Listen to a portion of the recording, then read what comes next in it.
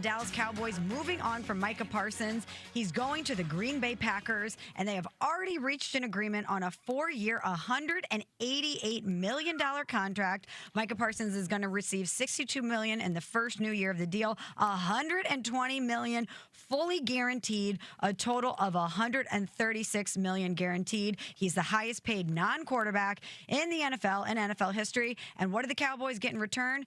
2 first-round picks and DT, defensive tackle, Kenny Clark. Good morning, everyone. As you can see, as our resident Green Bay Packers fan, I'm wearing a cheesehead.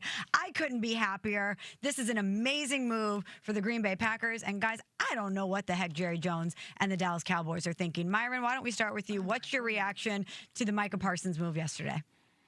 I mean, I couldn't believe it like everybody else. You know, I grew up in Wisconsin, diehard Packers fans, family full of them, and they're all talking reckless right now. My brothers are calling me. They're saying Super Bowl. They're saying Philly who. So people are excited. They haven't been this excited in a long, long time, but one of the more surprising trades ever in sports history in my time. I mean, I'm stunned. I was stunned when it happened. I'm still stunned this morning. I just need to know, Michelle, you're in Bristol today. You're in Vegas East. You're not at your normal New York studio. Did you bring the cheesehead with you? Since we were talking about this all morning yesterday, there was some premonition that I feel like we all had. Yep. No one talking to Dan Graziano saying, he told us that sources are being a little cagey with him. Looks like there might be something that was going to happen. And we've been talking about the Green Bay Packers because of Brian Gutekunst's comments, because Micah Parsons left DFW. He was spotted at the airport. Shout out to whoever took that photo of him at TSA. I believe that's a felony. That was good. Or maybe a misdemeanor. You're not supposed to have cameras out at security, people. But someone alerted us that he's getting on a plane. We're like, where is he going? Is he going to get that second opinion on his back? I'm sure his back feels great this morning. And then he ends up in Green Bay. Like, did you bring the cheesehead from home because you knew this was going to happen, or you were willing this into existence? That is a great question, Courtney, because you're right. Yesterday, after we spoke to Dan Graziano right here on Unsportsmanlike, and go back and listen to the podcast if you missed any of that conversation. It was a great one. You can get it wherever your podcasts are found. But Dan said to us that a resolution could be coming, and it could be coming quickly. Now, we didn't know which lane that resolution would go down. Does that mean that Micah Parsons and Jerry Jones are putting their beef aside and they're going to come to the table and they're going to make a deal? Or did that mean, as Dan was alluding to, the resolution could be elsewhere? We had heard the stuff about Green Bay. It's been percolating for about a week. But we knew that we might be on the precipice of something happening. We didn't know exactly what. But to answer your question, no, I did not bring this cheesehead with me. Okay. Yes, I have one at my desk in New York City. Yes, I have Packers gear in New York ready to go at any time.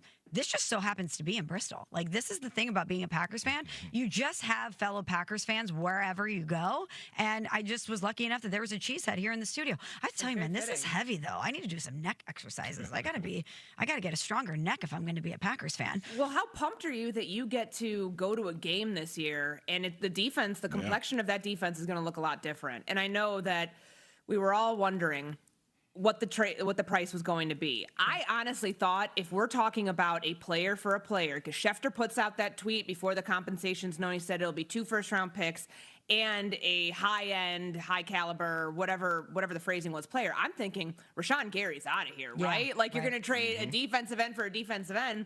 And it's Kenny Clark now.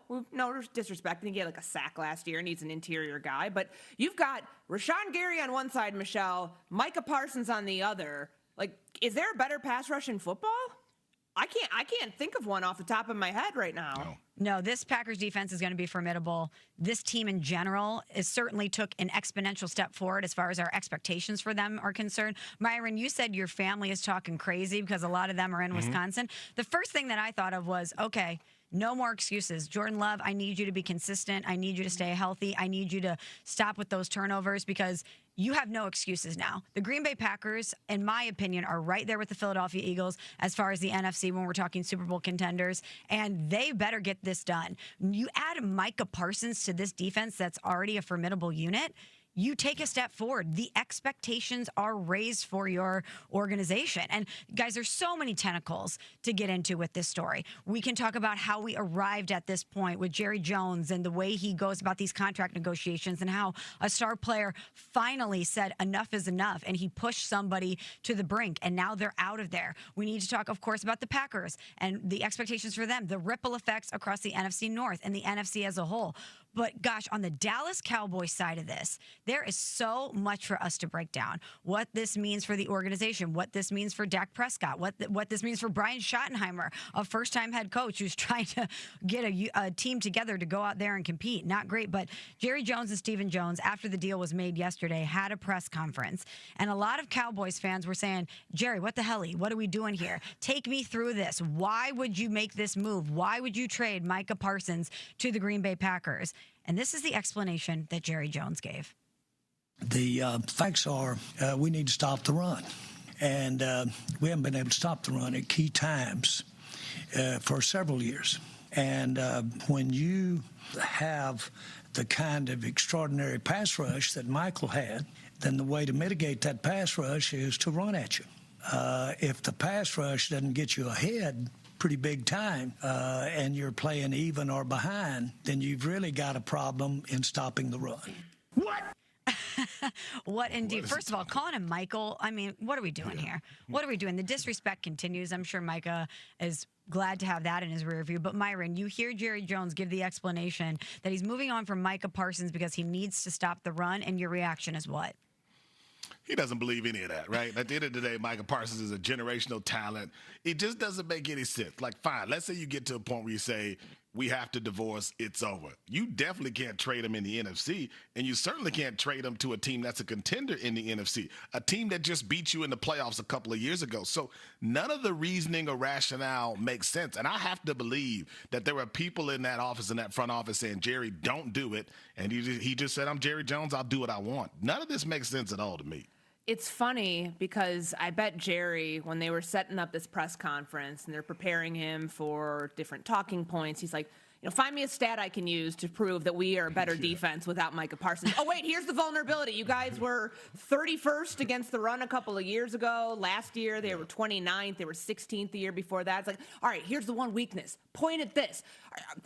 What are we doing? You calling him like Yannick Ngakoue for lack of a better phrase here? Like, this guy isn't just a pass rush specialist. No disrespect to Yannick Ngakoue, but when you think about one-dimensional defensive linemen, guys who have one element of their game that they're known for, that they specialize in, and then they're a liability elsewhere.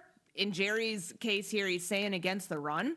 That's so disingenuous. This guy is a defensive player, doesn't exactly back that claim. So I get he's got to find some sticking point here, but to talk about it in such simple terms, saying, oh, we have to get better against the run, that is, it's so disingenuous. But I know he's grasping at straws here, knowing that he just traded his best defensive player of recent franchise history to a rival, guys. Michelle, we talked about this yesterday. I understand Micah Parsons was playing for the Dallas Cowboys in the 2023 season when Green Bay went to Dallas as a 7 seed and hung 48 on them in that playoff game, one of the most heartbreaking losses Jerry's ever talked about.